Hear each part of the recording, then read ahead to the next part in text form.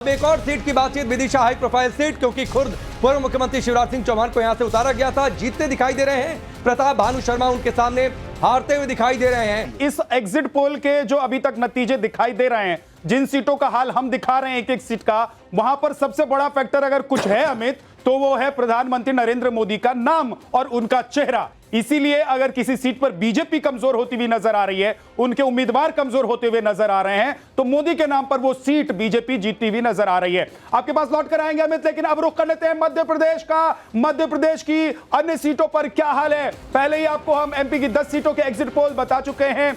अब अगली बारी है बाकी के जो बची हुई सीटें हैं उनके बारे में आपको बता देते हैं, और शुरुआत सीधी लोकसभा सीट से करते हैं। सीधी लोकसभा सीट पर क्या हाल है वो बताएं, लेकिन पहले छिंदवाड़ा दिखा देते हैं। राकेश दिखा दीजिए छिंदवाड़ा। देखिए, नकुलनाथ कमलनाथ के पुत्र यहां से हारते हुए दिखाई दे रहे हैं। बंटी विवेक साहू, बीजेपी यहां से जीतती हुई दिखाई दे रही है, और माना यह जा रहा था कि इस सीट पर शायद एक सीट हो सकता है जो कांग्रेस के हिस्से में चली जाए, वो छिंदवाड़ा की हो, लेकिन यह भी अभी एग्जिट पोल में दिखाई नहीं दे रहा है। भोपाल पारंपरिक तौर पर बीजेपी की सीट मानी जा रही थी और मानी जाती है, और इस सीट पर बीजेपी फिर से चुनाव जीत रही है। आलोक शर्मा यहां से चुनाव जीत रहे हैं, अरुण श्रीवास्तव हार रहे हैं। राजगढ़ रोडमल नागर जो हैं बीजेपी के, ये यहां से चुनाव जीत रहे हैं। दिग्विजय सिंह चुनाव हार रहे हैं। दिग्विजय सिंह कमलनाथ के बेटे। ये तमाम सीटें अगर कांग्रेस मध्य प्रदेश में हार रही है तो इसका मतलब क्या हो सकता है, और ये कांग्रेस के लिए कितना बड़ा झटका है, ये भी आप समझ लीजिए। जबलपुर में बीजेपी जीतती हुई दिखाई दे रही है। आशीष दुबे दिनेश यादव के मुकाबले काफी भारी पड़ते हुए दिखाई दे रहे हैं। अब एक और सीट की बातचीत, विदिशा हाई प्रोफाइल सीट, क्योंकि खुद पूर्व मुख्यमंत्री शिवराज सिंह चौहान को यहां से उतारा गया था। जीतते दिखाई दे रहे हैं प्रताप भानु शर्मा, उनके सामने हारते हुए दिखाई दे रहे हैं। सीधी की बातचीत यहां से डॉक्टर राजेश मिश्रा जीत रहे हैं, बीजेपी जीत रही है जी, और कांग्रेस हारे। कमलेश्वर इंद्रजीत कुमार यहां से हार रहे हैं। शहडोल सीट दिखाइए, यहां पर कौन जीत रहा है, कौन हार रहा है?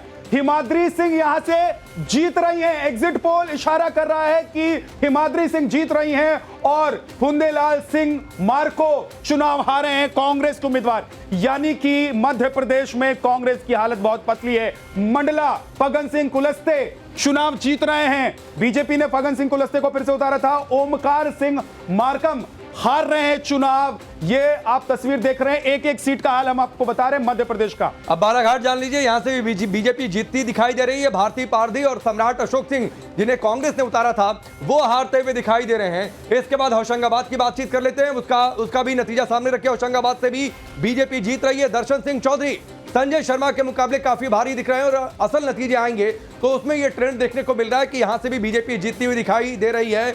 तो ये सीटवार हमने जानकारी रखी हुई है, तो ये अलग स्थिति है। और विद्या, मैंने पूरा मध्य प्रदेश घुमा, मध्य प्रदेश में कई जगहों पर हमने शो किया, इलेक्शन यात्रा के तहत गए, और उसमें एक अलग तरीके का ट्रेंड दिख रहा था। और बहुत जगहों पर खासतौर पर दिग्विजय सिंह ने वो बीजेपी की पिच जिस तरीके से, यानी हिंदुत्व के सहारे उन्होंने अपने चुनावी प्रचार को आगे बढ़ाया था, लेकिन वो दांव भी सही साबित पड़ता नहीं दिखाई दिया। राकेश, एक बात यह भी है कि मैं 2 महीने पहले गया था, जब चुनाव हो रहे थे, उससे 1-1.5 महीने पहले मैं गया था मध्य प्रदेश में, तो वहां पर ऐसा लग रहा था कि विधानसभा के चुनाव के बाद कांग्रेस वहां पर वापसी करेगी, लेकिन अभी तक एग्जिट पोल जो इशारा कर रहे हैं उसमें ऐसा नहीं लग रहा है। मकरंद काले हमारे सहयोगी भोपाल से हमारे साथ जुड़ गए हैं। मकरंद, क्या वजह है कि विधानसभा के चुनाव के जो नतीजे दिखाई दिए, ठीक उसी तरह के नतीजों की तरफ इशारा एग्जिट पोल के नतीजे भी कर रहे हैं?